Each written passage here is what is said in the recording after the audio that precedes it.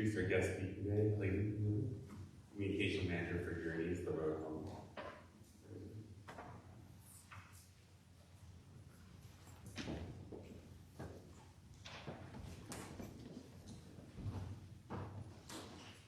Good morning, everyone. Thank you for inviting me here at Christ Church. It's amazing to be with you guys this morning. It's amazing just to have an opportunity to kind of share what's been going on in our community, what we're seeing, and hopefully some stories that can inspire you guys just at any level that you're involved in helping and serving people in our community, because we're all in this together. It's every level of our community. All of us working together, no matter what level, whether you be doing something to a food pantry, doing finances to an organization, whether you volunteer to serve meals at a soup kitchen, it's all of us playing our part in these different areas that help people in what is their greatest time of need, and give them a sense of hope, and give them a sense of energy and life to keep on moving forward in their life. Church is one of my favorite places to be. I grew up in the church. My grandpa was a pastor and a missionary. I went to Bible college myself. I love the church because it's a people of faith, it's a people of hope, and it's a people of love. And I get to see a lot of that love in action firsthand, serving some of the most vulnerable people in our neighborhoods, in our cities, in our communities. A lot of that stems from you guys and other local churches in this community, and I love seeing that in action. I didn't start calling myself a storyteller. Other people did, because I just have a knack for recognizing and repeating the things that I see as I've worked for nonprofits and worked for churches over the years. And I have found that the stories that we tell, the stories that we repeat, become the stories that we live. And it doesn't have to necessarily be, telling your autobiography, but here in the church, we tell stories of Jesus as a healer. And so many churches perform services of healing. Churches have founded hospitals. We tell stories of Jesus as a teacher. And churches are places of knowledge, of education. Churches run grade schools and high schools and colleges, on top of Sunday schools and sermons. We tell stories of Jesus as the welcomer. He invited everybody into his circle to hear him. And we become that for the community. Everybody is welcome. Everybody is invited. Everybody can be part of something, no matter big, tall, short, rich, poor. Everybody is welcome here. Those stories that we repeat, even though they are about Jesus in the Bible, we live those out. And there are 3 stories that I'm seeing through my work that tie into some of the stories that we tell that I want to share with you today. The first one is a story of safety. Now, I don't know if any of you have experienced the unfortunate situation of not knowing where you're going to sleep tonight, or not knowing where your next meal comes from. I haven't personally been quite that far. I've been close a few times, but I can only imagine how scary that would be personally, and I have to kind of live that secondhand through some of the people that we serve. People coming to Journeys at 6 p.m. on a Friday night, they're like, I've got no place to go. I don't know where I'm going to stay tonight. And that is a very, very real, a very, very scary situation. And no matter what caused them to get there, what else is happening, we know first and foremost at Journeys that somebody in that situation needs safety and shelter first. So we try to get them a warm bed, a safe bed, a community, to have a roof over their head so that they can feel safe to deal with anything else that might have gotten them there. Unfortunately, a lot of people that do come to Journeys, women in particular, their stories started with maybe a place of abuse or domestic violence, and Journeys has become a safe shelter for them, where we can put them in a secure place away from harm, whether it's them directly or their children. We've developed programs, one mother in particular, we work with some of the area hotels, and we have a hotel program where we can put mothers with kids so they have space for kids to play and kind of be kids a little bit, but also be a safe shelter location. And also this enables us to keep the families and kids possibly closer to their school district. Our main office is in Palatine, and we serve a very, very wide area in southern Lake County, all across northern Cook County, and western Cook County. So we try to provide a safe place for these families that are close to the people they know, close to work, close to the schools, give them that sense that even though they're in a very scary, a very real, a very tragic situation, at least give them the closest, safest place that we can keep them tied in, to stabilize them and get them moving forward in life. The second story is a story of welcome.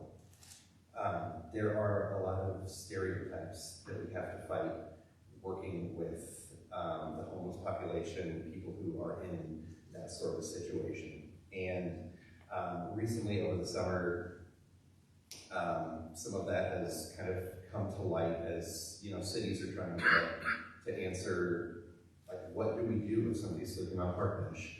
I don't know how close you guys have paid attention to some of the statistics and headlines that have come out in the past year, but homelessness in Illinois has skyrocketed. It's more than doubled in the last year, and that is causing people who are experiencing these situations to be more visible. And so people are complaining to police departments, public leaders, and public leaders, they're trying to serve their community, but often they just don't have the experience to work firsthand with somebody who's sleeping on a park bench and doesn't have anywhere else to go. So they're doing their best to try and serve the whole community with these issues. And that story of welcome for Journeys has been to go meet with city councils and trustees and boards and mayors so that when somebody is in that situation, we have not only us at Journeys, but other local nonprofits and organizations, whether it's Kenneth Young and their experience with mental health, or Wings with some of their experience with domestic violence victims, or other churches that have particular experience with this community, and we let them be the forefront when somebody is struggling and sleeping on the park bench, and city council and police don't know where to go. And it keeps those people out of bad or rough situations. Nobody wants to lock people in jail for being homeless. That's not going to solve the problem. It's only going to end up being a further drain on the community and the community resources when organizations like us at Journeys and other local nonprofits have the resources and the programs and the systems set up to get somebody back on their feet. One unfortunate situation this summer that we had, the city council tried to rectify it themselves, and they got the person in a hotel room and off the street, but they didn't know what else to do. And unfortunately, there were other issues that led to this person being homeless, and it was just a little over a week later, they ended up back on the street, even though they had a hotel room provided for them to try and stabilize them. But what we do at Journeys is not only give them that place of shelter, we welcome them in, and no matter how they got there, we probably either have a program or a relationship to get them on a next step to recovering and getting into a stable place, whether it's dealing with an addiction, whether they got financial issues that they can't overcome or figure out, or maybe the health crisis that has just kind of overwhelmed them and kind of drained everything in their life. We have the partnerships and we have the resources to get them to those next steps. In addition, this story will kind of hit home for me personally a little bit with my family last winter when my niece, she was 21 at the time, ran away from home. A a little backstory, my niece had had a very rough life, not because of the family, but a lot of health issues. She was a transgender student in her school, and she didn't have many friends or connections, and a lot of people kind of rejected her. She was always welcome in the family and at home, but outside of that, there was very little for her. And finally at 21, it just all overwhelmed her, and she ran away. And to see my sister-in-law just so distraught and worried and not knowing what was going to happen, she came and spoke to me. And fortunately, I had seen some of those situations through Journeys. I knew that we are a welcoming place, no matter what causes, how you got here. We're going to take you in, we're going to give you safety, we're going to help you get plugged into some next steps. So I was able to, at least in a minimal way, comfort her. Not only Journeys, but our other partner organizations all across Illinois. We are welcoming to people in this situation. We will give you a safe place to stay. We will get you resources that hopefully get you on a path that gets you stabilized and start building your life again.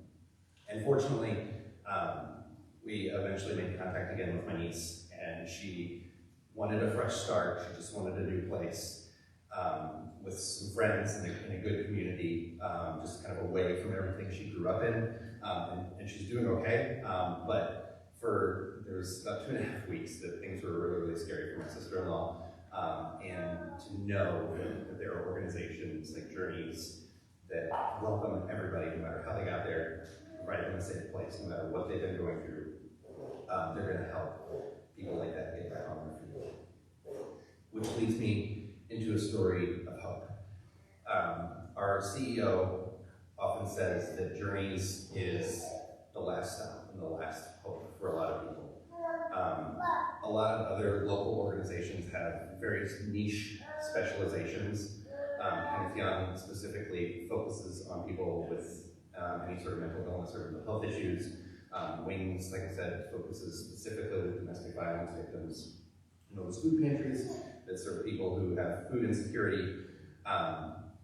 But Journeys is like the one-stop catch-all for a lot of those things. So a lot of our staff have to be experts in everything. From 1 minute, they could be speaking with a domestic violence victim. They could go into their next session and have somebody who's unmedicated from their mental illness and has been unmedicated for a while. To the next person could be somebody who has got a terminal illness and has no financial resources to pay for healthcare or home or anything. So the range of people that we have to serve causes us to come up with creative solutions, and that's kind of one of the things that I love about working with Journeys specifically is it drives us to have a sense of not only creativity but unity with the local communities, with local churches, with other nonprofits, with government organizations even, because we want to find the best resources to connect these individuals to. Whether it's somebody who's struggling with housing insecurity and they're weighing, do I pay my gas bill this month or do I get dinner for my family? We've got the food pantry to help you. Great, we'll get you started, check back in, make sure next month you're still okay, or if we can get you more, versus somebody who's walked in our door with everything they own in the suitcase, baby in the baby carrier, they're like, my gas tank's on empty, I've got no place to stay tonight, where do I go? We've got a room for you. Fortunately, we do have space with like family rooms and stuff at some of our past shelters, but also at a Journeys facility. So we have gotten very creative with our space so that the range of people, whatever their situation, we can provide for that. One of the more powerful stories that I've heard from one of our clients is we had a veteran who was getting older and was always around part of everything. He hung out in our day center every single day. And since he was a veteran, he had access to a lot of the VA services. However, he had such service in Vietnam. He wanted absolutely nothing to do with the government, the military, the VA, and for years, he just was in the rhythm of sleeping in our shelters at night, eating in our kitchen during the day. We'd work with the case manager, met with the case manager regularly. We'd be like, hey, you ready to go talk to the VA? We can get you more, better resources. No, nothing to do with it. Eventually, he got to the point, starting to get older, and his health issues were making it more difficult to get in and out of beds by himself in the shelter situations, and up and down the stairs in some of the places that we were using to provide shelter. And the case manager went to him like, hey, I will go with you to the VA. I know it's not what you want to do, I know it's hard, but this will give you more help than we can give you your journeys.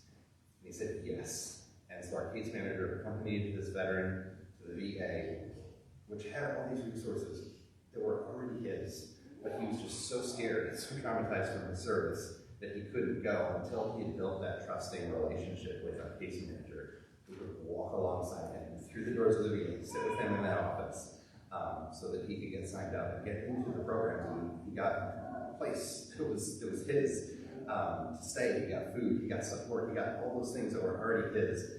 He just needed somebody to walk alongside him. And when we hire case managers, it's not necessarily in the job description, but when people need help, we come up with whatever we can do to walk alongside them to get them to that place of help and hope and stability. Particularly, one of the reasons that I love not only speaking in churches, but seeing all the churches involved with Journeys. For those of you that may not know, if you've heard of PADS, Journeys is PADS in the northern and northwestern county area. So if you hear PADS, it's Journeys. However, it's because we have partnerships with other local churches that those PADS sites are able to operate.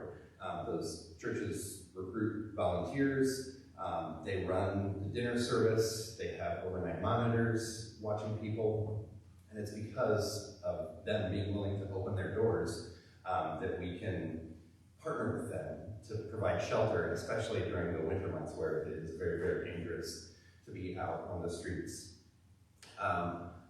When I first started working in marketing and communications, I was working for a pastor out in California, and he had nonprofits and ministries kind of going all over the world. And one of the things that was his value, his driving force that I really pulled from and kind of drew from as my own inspiration as I've worked in marketing and communications for nonprofits and churches over the last decade, is not every community can have all of the resources all of the time. Sometimes hospitals are far away, or maybe a school is far away, or a food pantry is far away.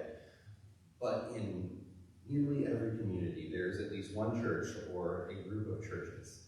And his inspiration was, I want to connect with these churches, I want to inspire these churches, and I want to help these churches take the love that's in them, that they have with each other, and help them find a way to show that and be that for their community.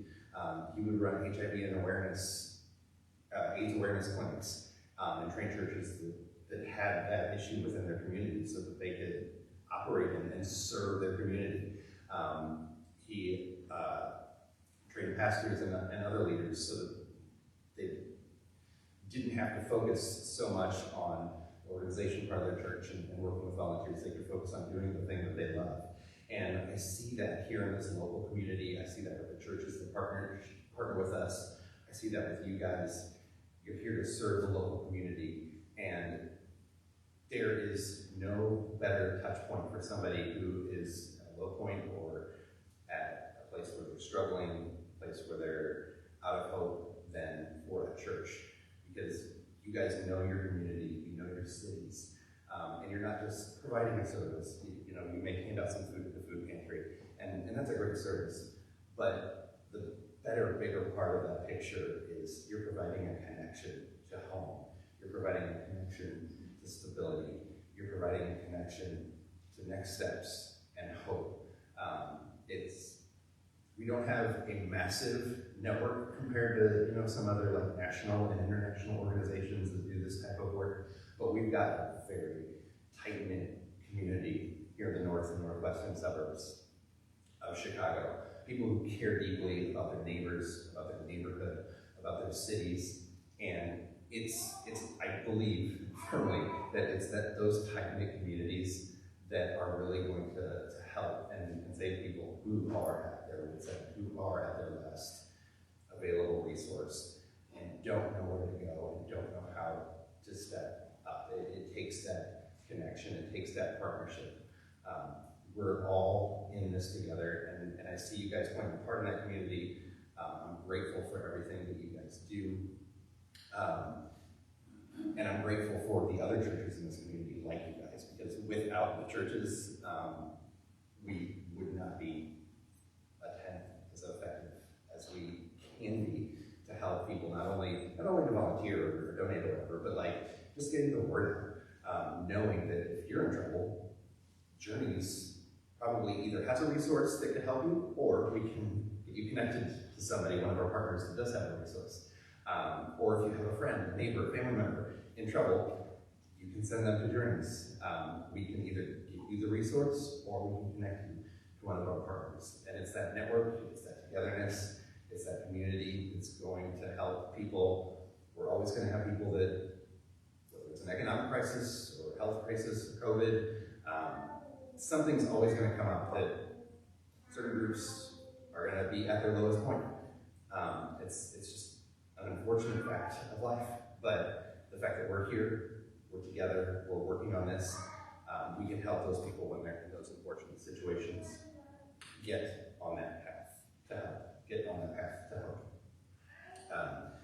Just really briefly, a lot of people often ask, what can I do to help if you're not already involved? Journeys tries to remain very, very flexible because we have such a diverse, we are as diverse as the community that we're involved in. So we got young, old, people with different skill sets, people from different backgrounds.